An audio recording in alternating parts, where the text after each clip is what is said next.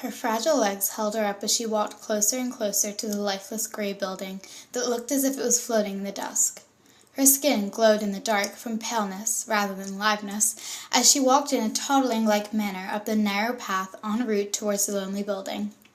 What looked like an old run-down castle from the outside was really a dungeon on the inside. This was Edgar's Mental Institute for the Insane, located on south side of Fairfield, Connecticut.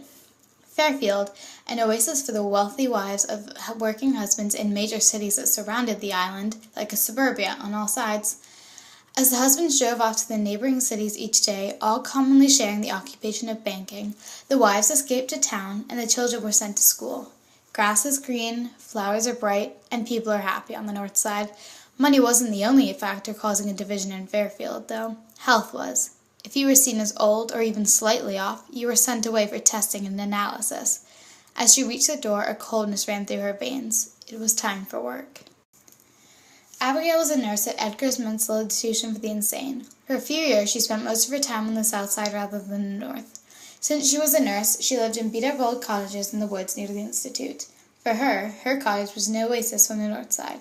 Abigail didn't like the idea of the usual conformity in everyday life like the north was so wrapped up in. The only time she associated with the north side was when she ran errands for Dr. Edgar, which consisted of picking up the newest meds in the pharmacy in the center of town. As she walked through the center of town, she felt stares from the northsiders watching her from behind.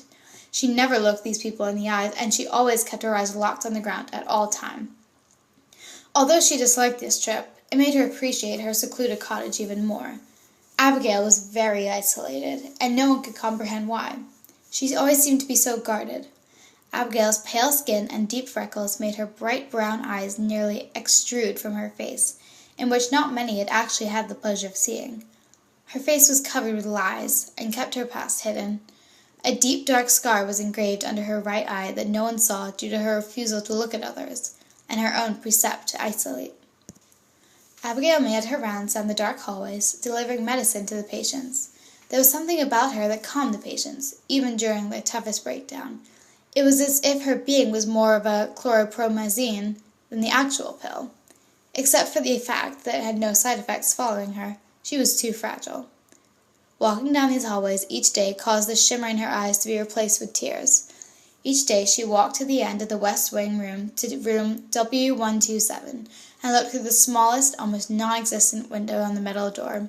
She watched herself and replayed the longest 10 years of her life. She was once a Northsider, happily living with her family, until they had enough of her. Her dad was a well-known man in both Fairfield and all the surrounding cities. As her father left a lot to attend various meetings around the world, her mom began to fall into a deep sadness, in which she believed only alcohol and drugs could heal. She turned into a monster and began to separate herself from the world, and became fed up with Abigail. Abigail was only 9 the time she watched her mom turn into a monster right before her eyes. Her mother would take the pain away by injecting needles into her arms, downing pills, and sipping alcohol. She took the anger away by beating Abigail. When Abigail's dad would come home from his business trips, he realized that he had a coked-up wife, and beaten child would not perceive him in the public eye. He sent Abigail away to a place where she would never be found again. Edgar's Mental Institution for the Insane. West Wing, room W127. For 3,650 days she woke up and placed her bare feet on the cold tile floor. The door stayed shut the entire day. She began to forget how to socialize. She became so vulnerable that she never realized what Dr. Edgar's visits in her room did to her every night. After he left each night, she looked out the window to the outside world, hoping that one day she would be on the other side. Each day caused her to hate herself even more than the day before. She began to refuse Dr. Edgar's self-invites into her room every night. One night he became so fed up he dragged a sharp knife under her right eye, with the promise if she ever refused again, she would never leave 127. Abigail promised herself that she would never let anybody go through what she went through. As she walked away from W127 to continue her rounds, she heard an unusual scream. Brenda was not sitting in her usual corner, hugging herself as she usually did.